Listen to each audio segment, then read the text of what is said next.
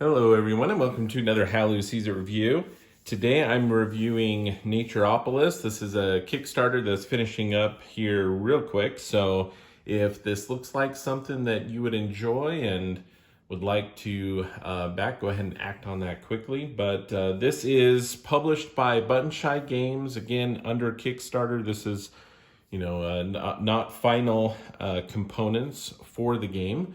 But this is a continuation of their very successful and very fun Sprawlopolis line of games. So before we go ahead and get to this review, I will go ahead and mention on the Kickstarter, you are able to back at kind of a all-in type situation where you can actually get all of the previous content as well for this fabulous game. And it's been a very, very successful game mechanic that's just blown me away. It's been a really, really great game. I've enjoyed it a lot. And so we'll tell you some of the differences in this latest version and my thoughts on that.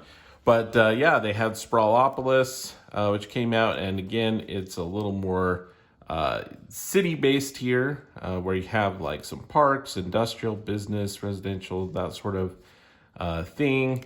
And then it came out and they have actually quite a few, these are doubled up a bit, but they have some mini expansions for Sprawlopolis that go in there. So I have a few of those. This is the not final, but version, as you can see the difference here. But this is my review copy for when they were coming out with Agropolis, which is their standalone expansion. So it's a standalone, it's kind of more of a farm base. They added some elements with different animal pens types within there, which was really, really cool. And they came up with this idea of Comboopolis, or I can't remember anyway, the combo, where there are some cards here that I was able to test out playing basically a game with Sprawlopolis and Agropolis cards together, which provided a unique challenge there.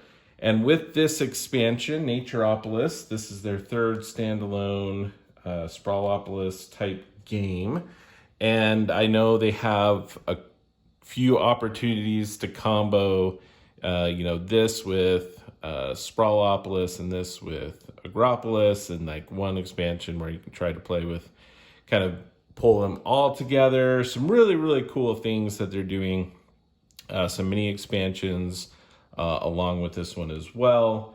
But just I'm as overall the mechanic and everything of this series, I really, really enjoy a lot.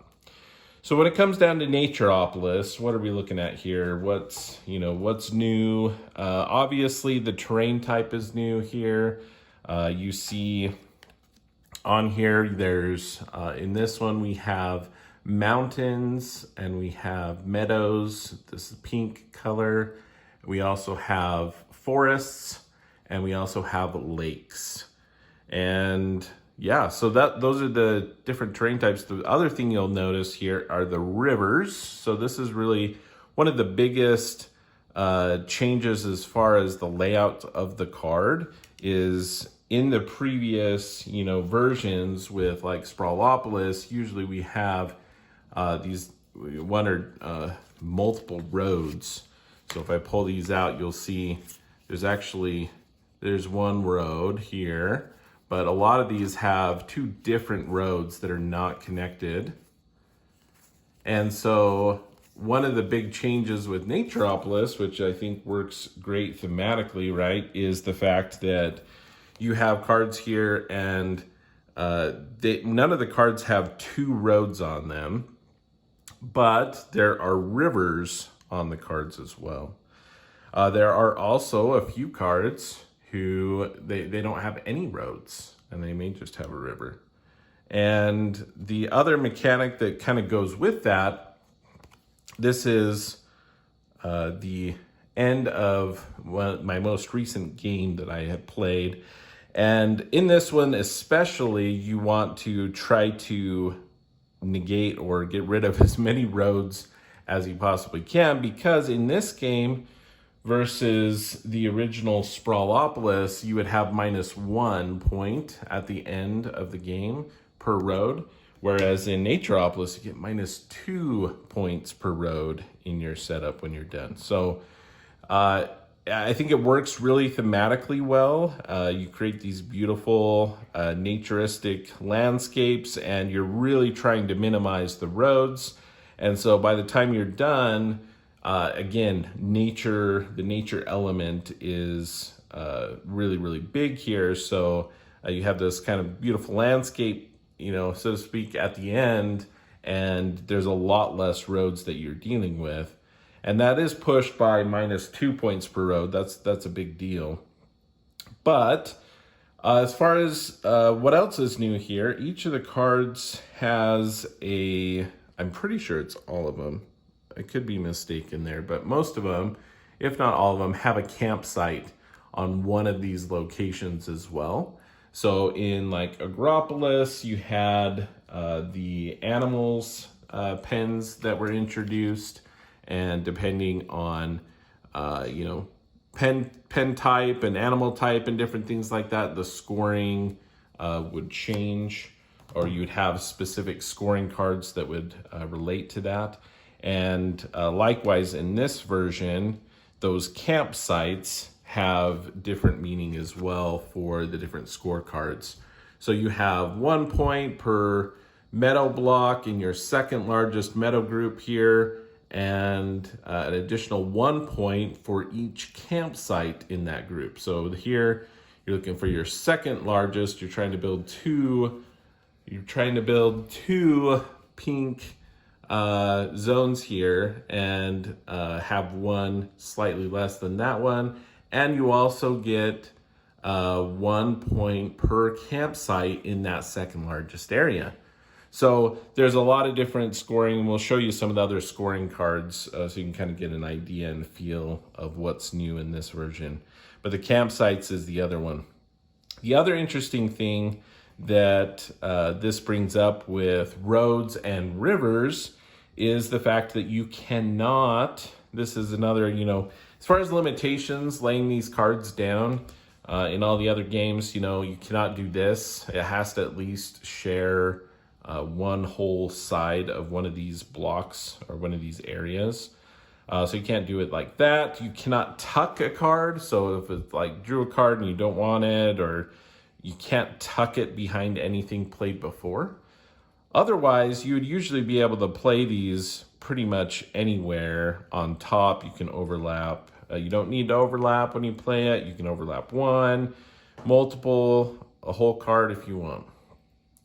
This one added somewhat new element here in that with the roads and rivers, whenever you lay a card down, you cannot have a road connect to a river. Can't have a river connect to a road, can't have a road connect to a river in this sort of situation. So I would not be able to play this card right here. Wouldn't want to do that anyway, but it would be having a river go directly into a road. You cannot do that. So that is an added kind of interesting element to this one as far as placement goes in managing that. It's happened more and more as I've played more and more games where there's situations where I'm going to put this card down somewhere and it's like, oh yeah, that would be good. Oh wait, I can't do that because I would have a road and river connecting. So that adds another element to it, that in this specific one with the roads and rivers, that kind of unique difference, that challenge there with that. So let's go ahead and get to, again, the basic mechanics and everything throughout all three games of Sprawlopolis, Agropolis, and this Naturopolis now are going to be the same, where you shuffle the cards up here and 18 cards, and then you deal out 3 randomly, and that's going to give your scoring goal for that particular game.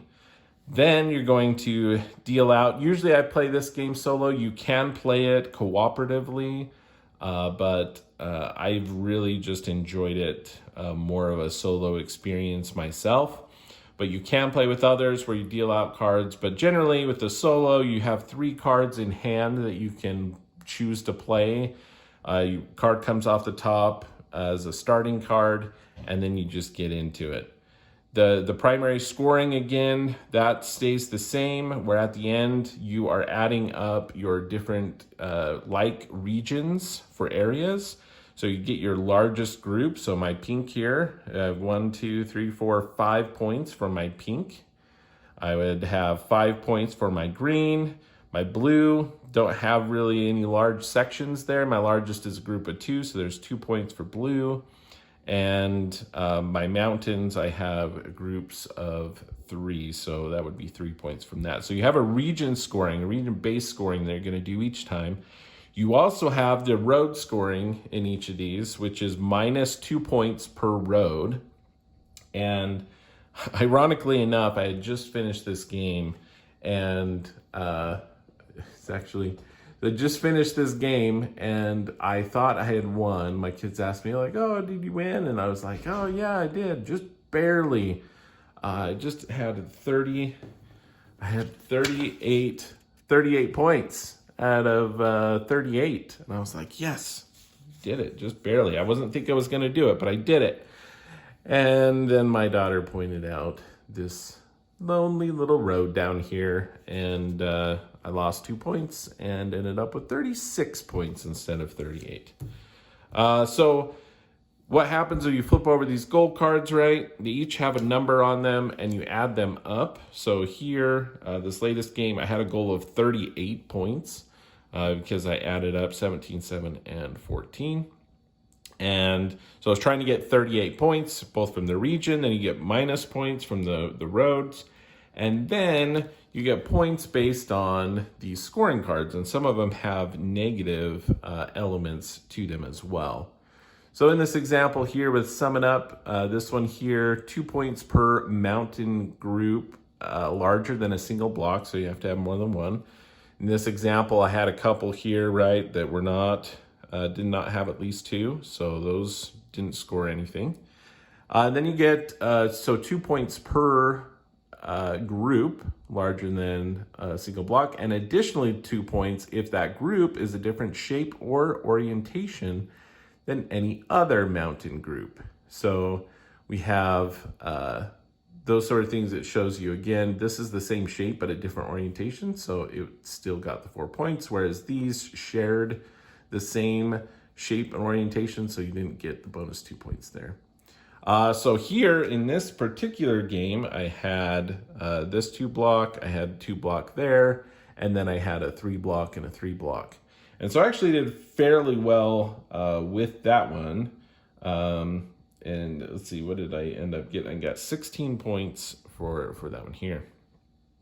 And you can kind of gauge a little bit, like the harder ones that are more difficult have lower numbers, and then if the card gives you more point opportunities, usually there's a higher point value associated with it.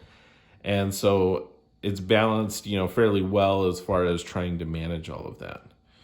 But there's just so many different combinations of cards come up, which is really, really nice for replayability and just to have that challenge. As I played these first games, I took out the randomization here so that I could get chance playing with different cards. So I've played 4 times so far, and I've been able to play 4 times. I've won 2 times and lost 2 times. So I've played through 12 different cards of the 18. So I have most of, kind of played through most of the cards there.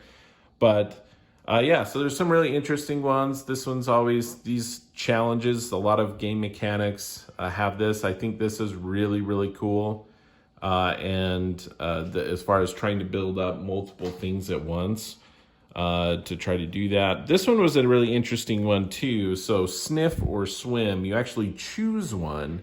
So you go into this knowing that, hey, I can do it this way or this way. You might go in and thinking, okay, yeah, I'm going to start this. And then something happens and you're like, okay, I'm probably going to go that way now. So that was kind of an interesting element. I liked that opportunity and kind of that interesting mechanic. It was interesting too because they're kind of connected here. So 2 points per block of your largest meadow, the pink here. But if you choose that, you have -2 per lake block that's next to that group. And then that's just swapped here. So you can have the largest lake, but -2 for every meadow. I got into this, with this particular game. I also had this meadow one where I was trying to do big meadow areas. It wasn't as successful as I wanted to be with those. Trying to come up with 2 is pretty difficult. I had a pretty good one here going, but I still ended up having lakes next to it, so it didn't end up being real great. So for this sniff one, I only had 6. Let's see here. Which one was this one? Oh, this one here. The sniffer swim, I only had 6 points. So it's 6 points of 14. You kind of look at it. I try to kind of look at that scoring as I go along. So it's kind of like, okay, if I get around, what the number is, I'm going to be in pretty good shape. The region scoring definitely usually helps out with any of those gaps there. But, I'm really trying to, with each of these, just trying to kind of compare them and say, okay, I should be getting about this many points. I should be getting about this many points from that, etc. So yeah, this was my latest game. Again, really, really close. There's, I know, been some, questions. Okay, with Agropolis, with Sprawlopolis, what sort of difficulty? Is there kind of a change in difficulty here? Sprawlopolis is interesting because I feel like I had more times where I lost just like really, really badly. There's some times that I won. A lot of times it feels like I just barely eked out wins. Agropolis is interesting because it does have kind of some interesting mechanics. I feel like sometimes I do really, really well. Other times it was difficult. I don't know. I feel like I need to play more Agropolis to kind of base that off. From my feel, Sprawlopolis I felt like a little more Agropolis was a little bit more difficult than Sprawlopolis, but I don't know, maybe about the same. The combo, when you if you get the expansion that allows you to play these together, that's pretty tough. That difficulty, I think, ramps up quite a bit. As far as Sprawlopolis goes here, my first game, I'll show you. My first game was Waterways and Means, Happy Campers, and Patchwork Park. I had a goal of 29 points. I had a really, really good region scoring for this one, which helped out a lot. I had 3 roads, so -6 for that. But yeah, I had 8 points from that, so that matched up pretty well. And my Happy Campers was pretty much up there. My Patchwork, I was one above, kind of my goal there. Ended up with 41 points, and I was like, oh, wow. That was really, again, fun, but it was like, oh, wow, I kind of blew that one over the water. Like, it doesn't usually happen when I play Sprawlopolis or Agropolis. So went into that, and I was like, okay, maybe this one's easier. My second game ended up with these cards here, a little bit more difficult type scoring cards.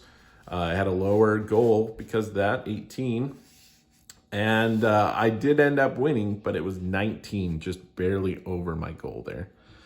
My third game, Trees and Threes. Man, that one is definitely a 1. That one was very difficult to manage. And it was rough because it has a negative element to it as well. So I had, a goal of 29 though, because these ones were fairly high. And this combination was really difficult for me. So I had 13 points from the region. I had 2 roads for -4 points. I had -5 points from this Trees and Threes one. And 18, and I had 4.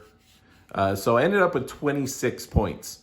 So it was still close you know, I maintained that closeness. And my other loss here, so I feel like the balance in Naturopolis is actually pretty good as far as the goal cards. And I don't know, it may be, again, it's probably still a little too early to say, you know, full out, but I feel like this one, you may be a little bit more successful, maybe a little bit easier than some of the other ones. But that's just my early take on it. Again, even with these losses, so I did lose. I mean, I'm 50-50 here out of 4 games. These were all really close. This one, again, that combination, the cards and everything just came out, and it was pretty easy. And then as it went on, this one got closer. And again, these all kind of maintained around there fairly close. So, you know, within 2 points here, within 3 points, within 1 point, or got over by 1 point. So I think the balance of the difficulty and everything is done really well here. So with that being said, you know, if this would be something that would interest you, go ahead and check it out. They're just finishing up the Kickstarter. They may have other options, I don't know, otherwise to purchase these at a later date. But if you're not familiar with Naturopolis or Agropolis, you can go ahead. I do have some reviews. I'll try to put some links in this video if you want to go back and look at that. But there's a lot of content. There's a lot of replayability in each of these games. And so, but I mean, I'll take all the Sprawlopolis type content you give me. I think I really love the mechanics that they've come up with. Circle the Wagon, which I didn't pull up, is a version where it uses somewhat similar, you know, the cards are kind of set up similar, somewhat similar techniques there. But that one's actually really great game to play with someone else. Really plays great as a 2-player game. That you may want to check out as well if that, but so lots and lots of content. I really enjoy all of them a lot, and Naturopolis I think is a great addition to that. I'll just close out the video here, show you the gold cards really quick. You can pause, you know, if you want to read them a little bit more. But this one, you're scoring different river elements. This one, you're scoring mountains, campsite stuff associated with that as well. Dream streams, we have rivers dealing with lakes. This one here, you choose river or road, and happy campers, trying to get a bunch of campsites along either a river or road. Natural selection, you're trying to get a long row or column with no road elements in it at all. Bigfoot country, trying to get a bunch of forests here that without campsite and is not on an edge. So it's pretty specific there, but you know, forest within there. We have run, forest, run. Basically trying to get a long river starting and ending in a forest. Here's that trees and threes, which was really rough. You're scoring 1 point per group of exactly 3 forest blocks. And then any forest blocks that are not in a group of 3, you actually get -1 point per block. That's where I ended up with, I think it was -5 points when I played with that one. Naturopolis itself here, trying to get a bunch of campsites in rows, columns. This one, Driving Daisies, haven't played with that one yet. 2 points per metal block on your longest road, and -1 point for a metal block that's not on a road. Oh, on that road, yep, so -2 points for those. Those minus ones can be difficult.